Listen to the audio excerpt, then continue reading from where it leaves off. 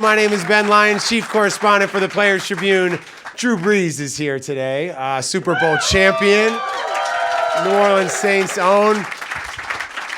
So when you're hyping the whole team up, like how do you get hyped to then hype up everybody else? Because that was intense, dude. See, that's the process. First of all, that was a great compilation. I'm not sure who put that together, but I feel like that was about 8 years worth of pregame chants and hype up speeches and everything else. But no, see, the funny thing is as a quarterback, my personality on game day is very calm, like cool, collected, focused. And yeah, there's fire that comes out every now and then, but for the most part, it's just kind of, playing the game over and over in my mind, just trying to anticipate, what's going to happen and what's my plan for it and all those things. So that's actually kind of outside of my personality a little bit, Nothing calm about like play with fury. Like you're I know, exactly.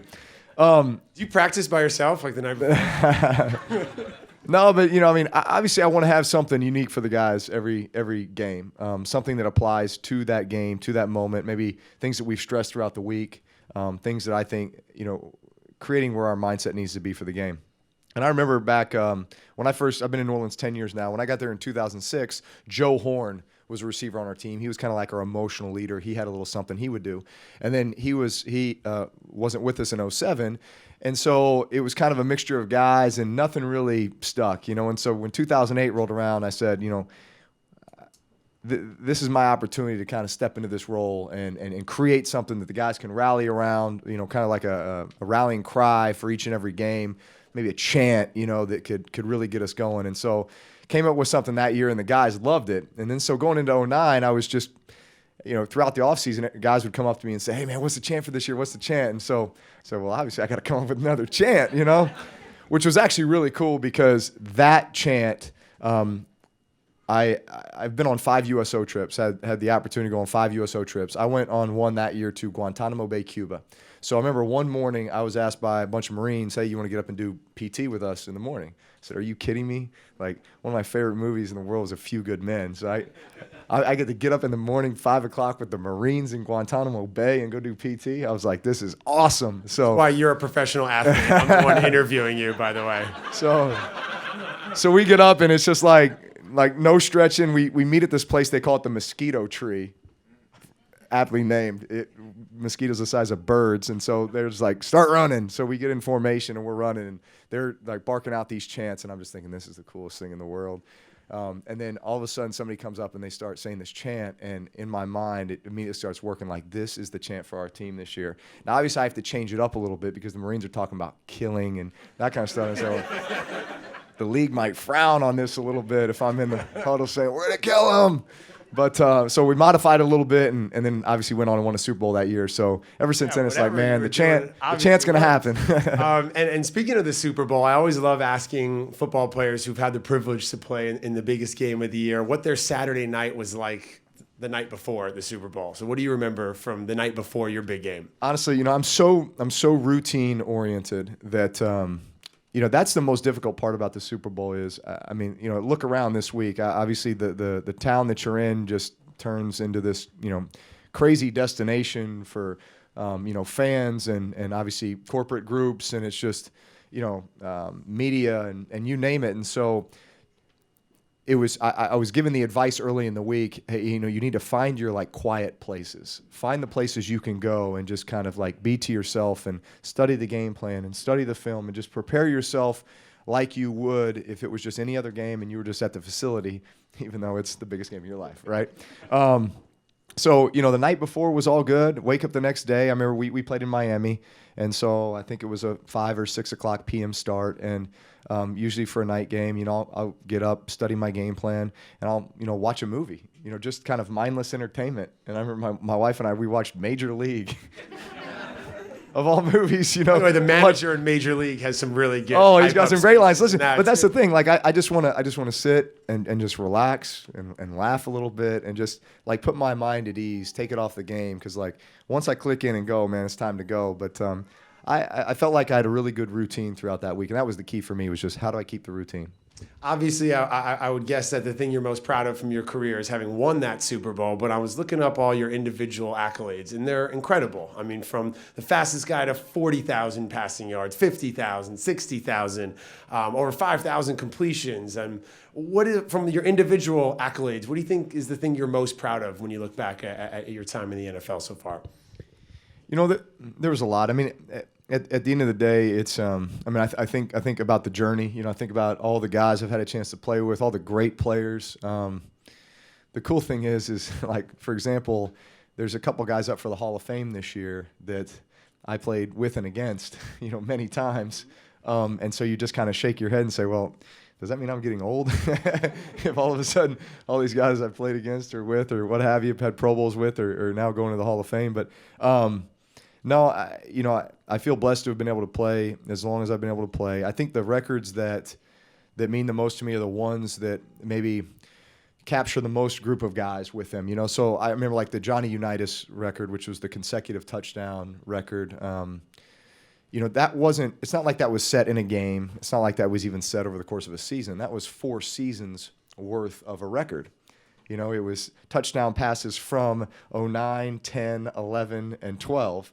And so think about all the teammates that I had, all the guys who caught those passes, all the guys who blocked, the defenses that helped get us the ball back to help create those opportunities. So that was, I remember at the time, one of the more meaningful ones just because I thought, there's so many people involved in that record. And we've got people now watching on the BlueJeans network from all over the world, and we're going to pull them up for some questions with you so you can interact with those fans. Let's go now to New York City, my hometown, with Gabe. Gabe is joining us from New York. What's up, Gabe? What's up, Gabe? I like the shirt, hey, buddy. How you doing? Thank you very much.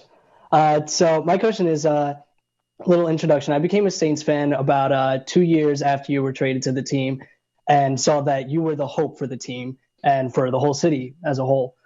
So I just wanted to know, who do you think is the new hope after you are no longer playing for the team? Well, I appreciate that you would say that. I feel like, honestly, there's so many people that were involved in that resurgence of our team and the resurrection of the city of New Orleans. The unique thing about New Orleans is that, people who live there, their families have lived there for generations and generations. I mean, it's one of those rare places that, like, you go and when people talk to one another and they maybe even talk about like where they went to school, they're not talking about college. Like, they're talking about what high school you went to and where your parents went, where your grandparents went, and where they grew up. And you're probably living in the same house that your great great grandparents lived in. They probably built. And so that's the unique thing about New Orleans. Everyone is so deeply entrenched into like that culture, and that's what makes it such a unique place to live and a place that embraces visitors and those like myself who came in March of 2006. With them, really every response my wife Brittany and I got during that time was not, hey, thanks for coming and being part of the Saints, help us win some games, that kind of thing. It was, man, thank you for being a part of our city, of our community. And so that's always stuck with us, and that's why we love living in New Orleans so much. But there's so many people that were involved in that resurgence. My wife and I always just tried to do our part. And I think that a great legacy has been left by all the guys who started that from 2006 until now. And I think that's the culture that we create within our team, is that any young player, young draft pick, free agent who comes in, they feel that vibe. And then it makes them want to go out and do community service. It makes them want to go out and get involved with the causes that are most important to them within the New Orleans community. And so even when I'm long and gone from the Saints and the other guys, and it's kind of the next generation, kind of the foundation has been laid for those guys, and then they take it on as their responsibility to do the same for those that come after them. Appreciate it, Gabe. Thanks for hanging out with us. We got some Panthers fans over here. Yeah, there you go. All right. You guys booed Drew all season long. Now here you are hanging out. Just twice. I'm only going to believe it was just twice. Yeah. It was just twice, just for 2 weeks. What's it like to play at Carolina? You've played down there, obviously, a bunch over the years. I think they've built something pretty unique here over the last few years, especially this year. I think one of the great traditions that I love that they do is, whenever guys score touchdowns, they go to the front row and they give a ball to a kid that's in that front row. I think that's an awesome awesome tradition. And, you know, I know a lot's been made of their celebrations and that kind of stuff, but I mean, I agree with what their head coach Ron Rivera says, and that is, you know, you want your team to play within their personality. Don't try to be somebody that you're not. You know, this game is meant to be fun, and when you're winning and when you're scoring touchdowns, you can do whatever you want, you know, because that's the objective, right? You know, but I mean, obviously you do it with respect, and you know, that's kind of the part of the game within the game, though, you know. Defensive lineman gets a sack on you, you know, he's going to maybe do a celebration that makes fun of a celebration from somebody on your team, you know, and then all of a sudden your guy scores and he kind of gives it right back to them. So that's I mean, that's part of, I think, why fans watch the game too, is, you know, that's entertainment. That's fun. You mentioned Joe Horn. I always think of the cell phone, but that's maybe taking it a little too far. Yeah, that was before my time. That was about a year or two before I got there. But no, Joe, listen, Joe was that guy. Joe loved to have a good time. Yeah, sure. Joe was an emotional, passionate player. All right, let's go to Arnoff, who's out in California. What's up, man? You're on with Drew Brees on BlueJeans. Hey, Drew. My name is Arnav. I'm 11, and I'm a huge fan. Thanks, buddy. My question to you. My question to you is, when you're in a pressure situation, like in the game with Dallas, where you went to overtime, you needed to score a few points, what's going through your mind, and how do you motivate your team? I'm thinking to myself, throw it to the fastest guy on the field because nobody's going to be able to catch him.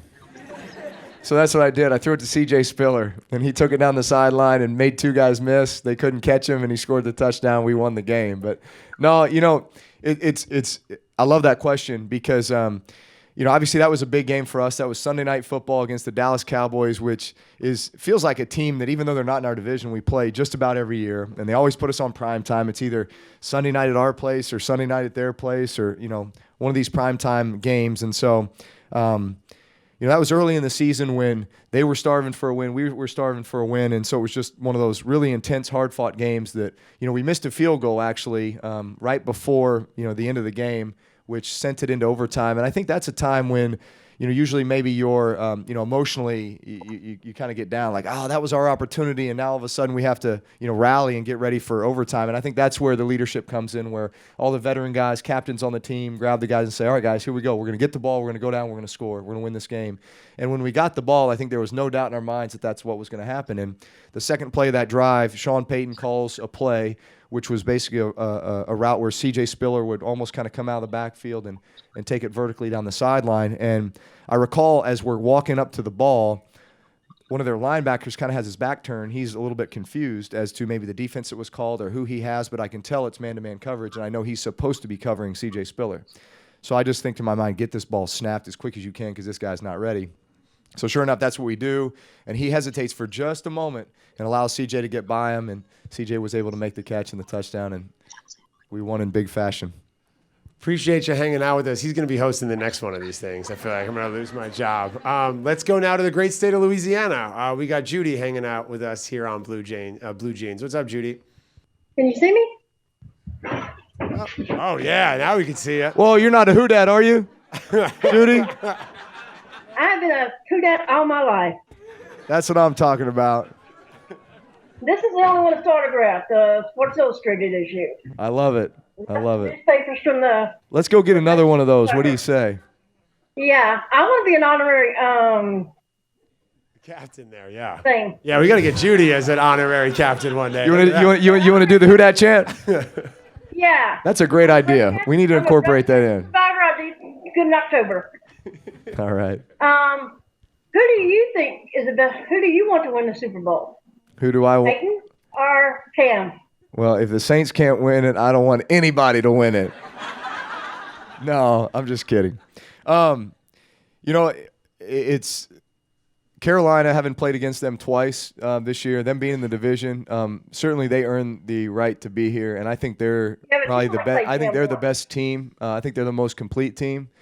But I see something different with Denver ever since Peyton got back in the lineup there in that last game, and then the way that they've played, the way that he's played, you feel like, you know, maybe they feel like this is their time, this is their opportunity, especially after what they went through 2 years ago when they made it, and obviously things didn't go the way they had planned. I think their experience level is obviously much higher than Carolina in a game like this where, you're trying to wrangle in your emotions, but it is, it's crazy. And I think the team that can come in and be the most calm, be the most poised, that serves them very well. So I think Denver has that advantage.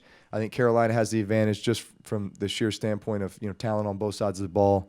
But I really don't make predictions, but I just give analysis. Well done. Thanks, Judy, for hanging out. I love the hat and the papers and the whole thing. So we'll talk to you soon. Thanks, You're Judy. the best, Judy. We're gonna keep it in Louisiana. We got Steven now hanging out on BlueJeans, and that's just another. You see so many fans like that. Judy's been a fan her whole life. I love it. Let's go to Steven in Louisiana. You're on with Drew Brees here on BlueJeans. Hey, how's it going, Drew? Good. How you doing? A little introduction. I'm Steven. This is my friend Eric. We can ignore him, though, since, he's a Carolina fan. But my question is, Super Bowl 44 was the biggest game of your career. And playing against a future Hall of Famer and a quarterback in Peyton Manning. And I was wondering, would you ever like to play against him again, and possibly his last game? Absolutely. No, listen, Peyton's one of those guys who's really kind of set the bar. I think that guy set the bar as well. I was about to say. You guys hit the bar over there. I was about to say, you guys have the the game's tomorrow, right? The famous New Orleans daiquiri shop. You're gonna get drive-through daiquiris in New Orleans. Are you in New Orleans right now? Is that where you guys are? We're in Metairie. All right. Well, listen, it's Mardi Gras, so you guys have to forgive everybody in New Orleans this weekend. All right. That's what we do. No, I think Peyton's been the guy who's set the bar for all of us for such a long time. He's the cool thing was when I went to school at Purdue University, which was actually only an hour away from Indianapolis. So Peyton gets drafted to the Indianapolis Colts, and obviously I was a huge fan. Here I am, an up-and-coming college football player, and Peyton Manning's right down the road, doing the things that he was doing as a young player there. And I remember one of the first NFL games, I think it was the first NFL game I ever went to, was a Colts game. It was a Monday night Colts game where he was playing, and then I went to a playoff game. And my senior year of college, we were playing Ohio State. It was right at the end of the season. It was a huge game. It was basically for the Big Ten championship and the Rose Bowl. And we ended up coming back at the end and winning in dramatic fashion. And so I remember going out to eat with my family after the game, and all of a sudden my phone rings, number I don't recognize. I answer it anyway, and it's Peyton Manning telling me, "Hey, watch the game. Man, it was a great comeback win. Congratulations. We're really pulling for you." And I was like, whoa. Like, that's about the coolest thing ever. A college kid, Peyton Manning's calling you, doesn't obviously didn't really know me that well or anything like that, and yet took time out to let me know that he thought that that was a great job. So I've always been a fan of Peyton Manning and all that he's accomplished, the way he's always conducted himself, and if indeed this is his last game, I think everyone would love to see him go out a winner. Appreciate you guys hanging out. All right, enjoy the game tomorrow. Hang in there. All right, cool. Let's go to Cam. Different Cam though. Cam in Massachusetts is hanging out with us here. What's up, Cam? What's going on, guys? How you doing? Doing well. Got the Breeze Dream Foundation. There you go. That's what I'm talking about, Cam. Well done. Anything I can do to help, my man. You're a true hero on and off the field. I appreciate everything you do. Thank you. So you had plenty of opportunities to throw on Aqib Talib during his time with the Bucks. One game with the Pats in 2013. I just wanted to know what your take was on his impact on the game, what Cam Newton can do or not do to try to neutralize him. Well, I'd say this: when he was in Tampa Bay, which is where he was drafted in the first round, I think back in 2008 maybe. He was still a young player. He was extremely athletic, just raw, big, physical, all those things. But I think still learning, how to play the position at this level. And so there was times where we went after him a little bit, but I think you recognized his ability, and you reckon. I think one of his greatest attributes too is not only is big, strong, and he's good just in the bump and run situation, but he got great ball skills. So if the ball's in and around him, and he gets his hands on it, he's going to bring it down. So I think that his journey from there to New England, where I felt like he played extremely well, and then obviously I think he signed probably one of the biggest contracts a corner has signed in Denver as kind of their premier corner. I wish the Pats got him.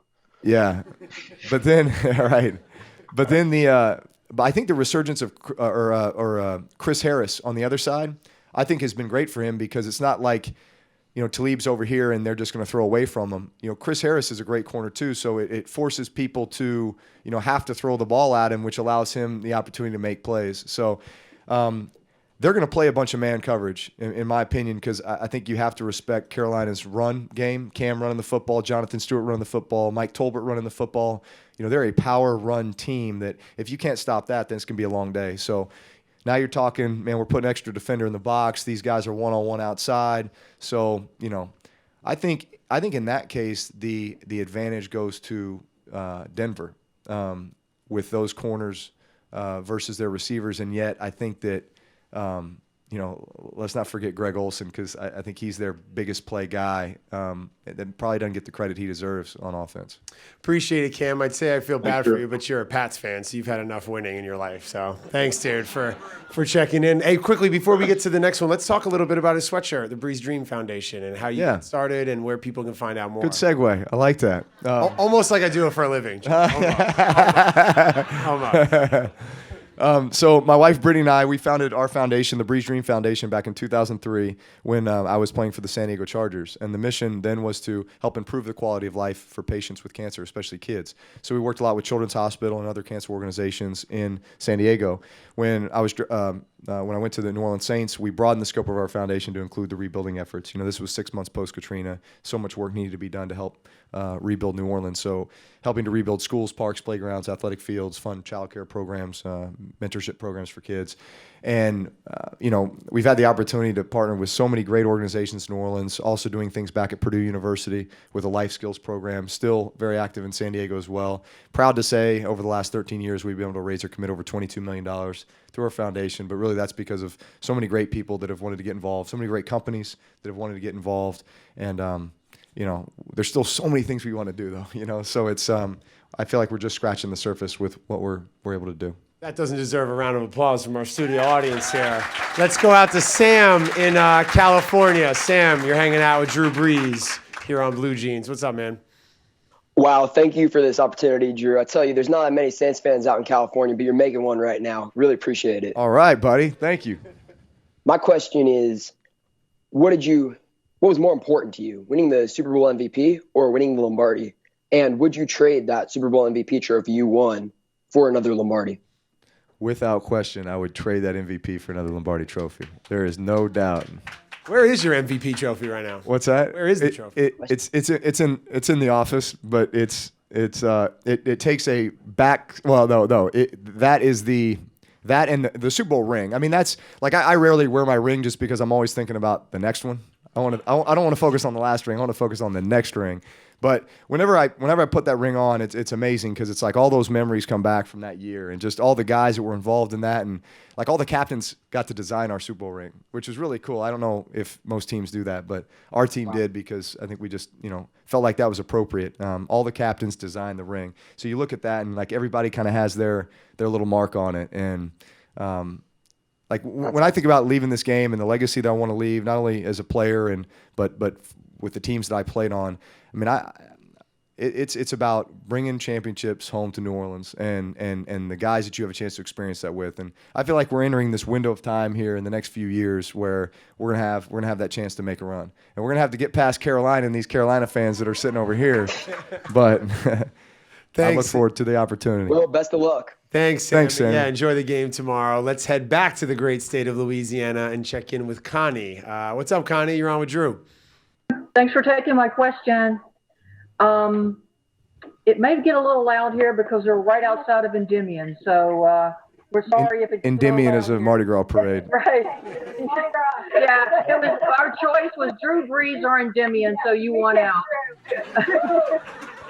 That's pretty big time because Mardi Gras only happens once a year. There's about 8 days of it, but.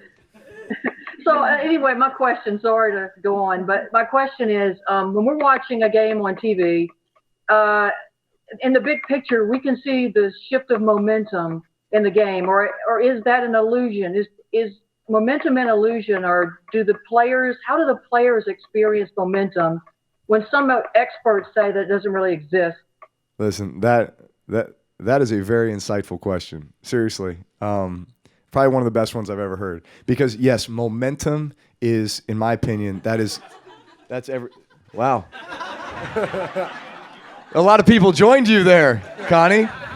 These are the hardcore paraders who chose you instead of Endymion. I love it. All right, well, I'll try to make this a very concise answer so you guys can get back to business. But no, momentum is everything in a game. Because what is momentum? Well, momentum is what gives you confidence. You know, it's what gives confidence to the play caller to, you know, call that aggressive play or to, you know, make that call in that critical situation. And it's what lets players believe that, you know, I can make that play, or, you know, I can jump that route, or I can make that throw or that block or whatever it might be. So you can feel that throughout the course of a game where, you know, there's ebb and flow, and then all of a sudden there's that play that just creates the momentum for that side of the ball. And then it's what gives everyone belief and confidence that the result for you is going to be a success. You know, so all of a sudden your defense gets that interception. Well, man, immediately there's the momentum shift to our side of the ball, and we know that we're going to go out here and we're going to turn that into 7 points. So yes, momentum is a huge factor in the game. Connie, great stuff. Enjoy the rest of Mardi Gras down Thank there. you. Connie and her crew. All right, guys, have fun. In from New Orleans. You were the king of the Mardi Gras parade, right? So there's like 50, parades. there's 57 exactly. parades Yeah, in New Orleans for Mardi Gras. But yes, you were the king of Mardi Gras. one of the big ones was Bacchus. So I was king of Bacchus, which requires you to wear like a costume, and you know, you ride for 4 hours, kind of up Napoleon, St. Charles, Canal Street downtown, and it's just a madhouse. It's awesome. Awesome. Let's go back to Louisiana. We got Barry checking in with us. What's up, Barry? You're on with Drew. Hi, Drew. What's going on? Hi, How's Drew. it going? Yes. How old's the baby? 7 months old. Oh, awesome. Well, Maya and I were wondering, in your opinion, how does the game become significantly safer for the players while still keeping it fast-paced and competitive? No, leave her in there. Things are fast-paced at home, I guess. There you go. Yeah. Ah, right. There you go. She is your biggest fan. That's awesome. Hey, The only thing she'll sit and watch is the Saints game. really? All ages welcome. I am not lying to you. We have that same giraffe squeezy toy, by the way. Oh, it's a lifesaver. It is a lifesaver, no doubt. So question was, how do you make the game safer, continue to make the game safer without sacrificing kind of the speed and the I guess we'd say violence, because and the parts of the games that, you know, fans love. I think we've learned so much over the last 5 years about how to recognize when guys have certain injuries that would deserve, you know, taking time away to heal up and that kind of thing, you know, and really specific, I'm talking about head and neck injuries. Anytime you're taking the type of athletes that we're talking about, the big physical nature of all these guys, the speed at which they're playing, I mean, there are collisions in our game, and I'm amazed at how great of athletes are on the field and how they're able to, you know, play from week to week, you know, based upon the punishment that they take every Sunday. But I think specifically to head and neck injuries, because I know that's where all parents, including myself, I got, you know, 4 kids, 7, 5, 3, and 1. The oldest 3 are boys who are asking, you know, at some point to play football, I'm sure. How am I going to approach that? Well, I think that, first of all, I think there's a certain age at which, you know, kids should probably play tackle if they want to play tackle.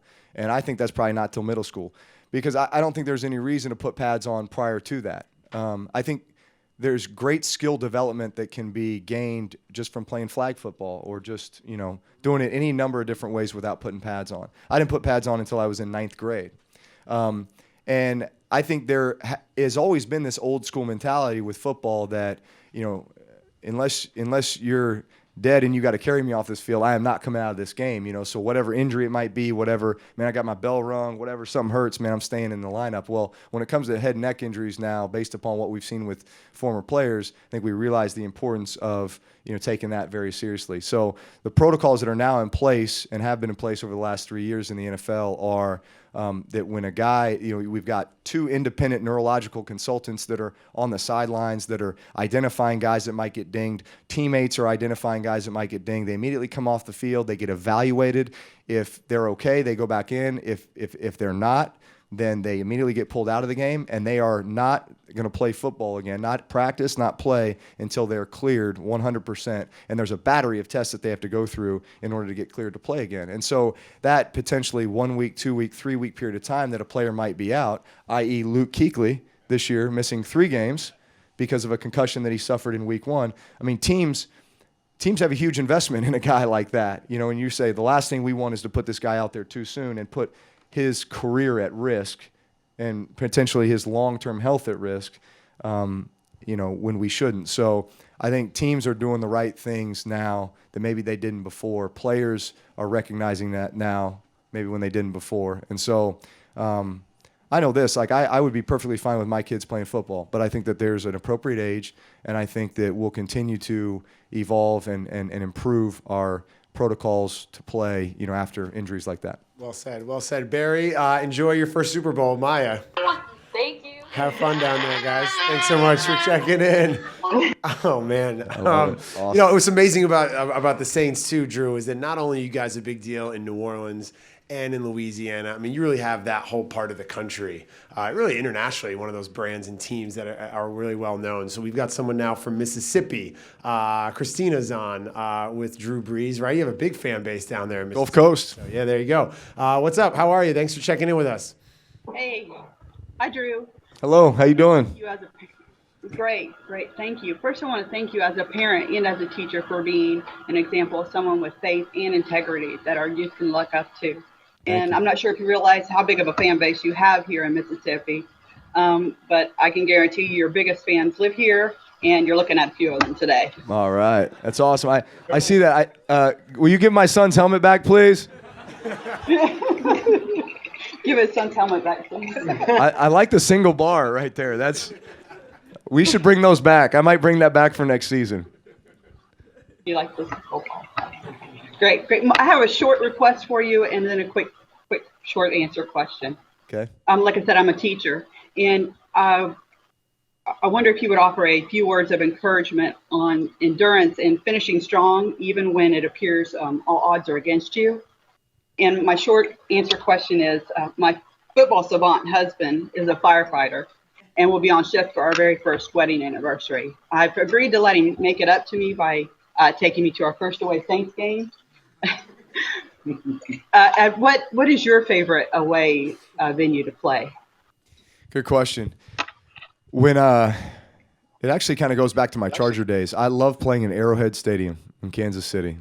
I don't know what it was. Maybe it was, you know, from watching old NFL films, clips when I was a kid or what have you. But you know, Hank Stram, you know, the legendary coach for the Chiefs, Lynn Dawson, the Super Bowl MVP quarterback for the Chiefs back in the late 60s. Those guys were both Purdue guys, so maybe that had something to do with it too. But I always loved that venue. I thought that those fans, you know, it was a great fan base. You know, it's a sea of red when you walk in the stadium. At the end of the national anthem, when they say "In the home of the brave," it's "In the home of the Chiefs."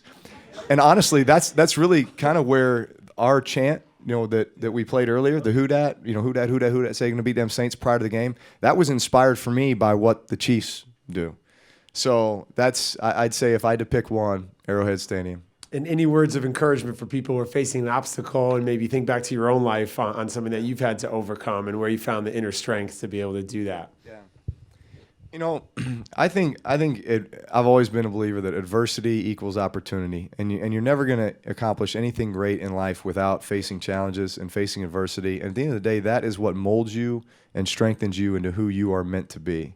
And I think the amount of joy and satisfaction when you do accomplish something like truly great, and you think about the journey and you think about all those moments where, gosh, it would have been easy to give up. It would have been easy to get really frustrated or get really down. And yet, you know, once you achieve that goal and you look back and you say, I am such a better person now. I'm such a stronger person. I'm such a more patient person. I'm such a, you know, based upon those things that I went through. And at the time, it seemed like man, this stinks. And why am I going through this? And why this happened to me? And it comes in all different forms. You know, for an athlete, maybe it's a tough injury. Maybe it's, you know, whatever it might be. But I've always been the believer that that adversity is there for a reason. It's there to make you stronger.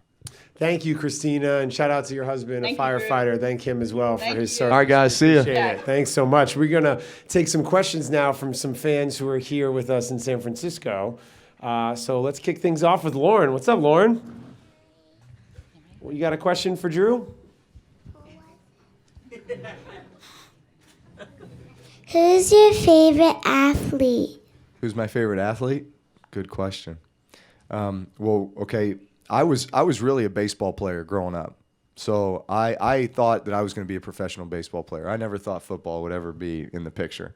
I just played football because I grew up in Texas, and that's what we do in Texas is play football. But I loved Ted Williams. That was my favorite player growing up. My brother and I, every Sunday morning before church, we would wake up and we'd pop in a VHS tape. Do you guys know what a VHS tape is? We'd pop in a VHS tape, and it was called The Golden Greats of Baseball. And so it went through all the legendary, baseball players, DiMaggio and Lou Gehrig and, of course, Babe Ruth and many others. But Ted Williams always stuck out to me because he was a left-handed hitter. I was a left-handed hitter. He was considered the purest hitter of all time, the splendid splinter, right? Highest average batting average in Major League history. So I said, that's who I want to be. So I tried to model everything I did after Ted Williams. And then the current version of that for me growing up the active player was Ken Griffey Jr. I loved Ken Griffey Jr. I modeled my home run, kind of swing, drop the bat, kind of strut down the first base line after Ken Griffey Jr. I told him that actually 2 days ago. I saw him here. It was pretty cool because he's going to the Hall of Fame this year. That's how you can tell you're a fan. Look at that smile on your face. Right. I love that. But Ted Williams, reason I wear number 9 is because of Ted Williams. That was my baseball number throughout growing up. I wore number 15 in high school just because that's what they gave to me. I carried it to college. I got to the pros. 15 was taken. I was like, yes, I want number 9. Good stuff. Thanks, Lauren. Appreciate it. Great question. I think we have time for a few more questions from some fans here. Yeah, introduce yourself, and what do you got for Drew? Hi, I'm John Ryan, and my question is it important to play more than one sport growing up as a kid? Yes. Yes. Now, I mean, if all you want to play is one sport, then great. That's fine. But I am such a believer in playing as many sports as you can for as long as you can. And don't feel like you have to specialize or narrow it down or eliminate the other sports that you love to play just because you feel pressure to just play one. Because I think nowadays, every sport is becoming a year-round sport, right? And you feel like, oh, if I want my kid to get recruited and seen and opportunities, then he needs to be in this summer baseball league and this fall baseball and this and that. And I'm just like, no.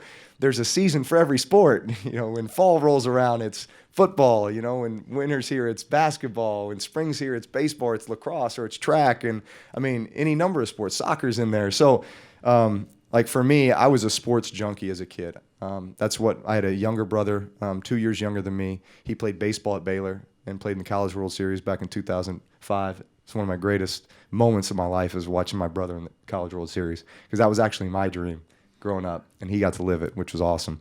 But we played all sports all the time. That's what we want to do. And I think there's, without getting too technical, cross-specificity. All right, parents? Cross-specificity. When you play other sports, it is making you better at maybe the sport that you'll end up playing. Like one of the sports that I credit my ability to move in the pocket and my footwork and my balance and the base that I keep is tennis. It's tennis. I played tennis growing up. That's what my parents played, so that's what we would play on the weekends as a family. And I credit tennis to a lot of my footwork now in the NFL. So play as many sports as you can for as long as you can. What sports do you like to play? Soccer, baseball, basketball, and football. Oh, yes. Awesome. Don't give Play them all, buddy. Don't give Play it them up. all. Thanks so much, man.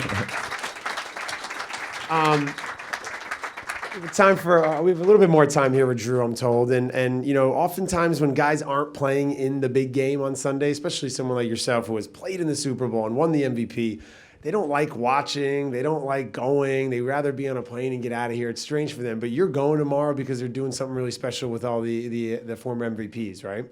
Yeah, so the NFL, obviously this being the 50th anniversary, golden anniversary of the Super Bowl, they've actually invited all the Super Bowl MVPs back from every Super Bowl, and they're going to announce us in pregame and then bring us all out on the field and take a picture together. And I mean, it's unbelievable. I think there's about 42 guys back. In fact, the only 2 guys that won't be here are Bart Starr and Chuck Howley, just because of health issues right now. But I mean, think about the group of guys that are in that. And yesterday we had kind of a meeting to talk about the schedule, and I'm looking at Roger Staubach, who was, I mean, he's the guy, right? And I talked to him for about an hour after that, and it was just, man, the coolest thing. So many things I respect about him. And as a kid growing up in Austin, Texas, it was all about the Cowboys growing up. So, yeah, just opportunity to meet some of those guys and to be a part of that. And honestly, if of all the Super Bowl games I could think about being in person and watching, certainly this would be top of the list. So is this the first NFL game you have been to since that night in Indianapolis when Peyton Manning called you? Like, what is this? Yeah. You don't go to NFL games. You're playing them. Believe it or not, so I went to the Super Bowl right after my agent took me to the Super Bowl right when I came out of college, so prior to my first NFL season. And he did that with all of his guys, and it was kind of one of these, like, this is what we aspire to, right? And so that was actually the Giants-Ravens game, 2000 in Tampa.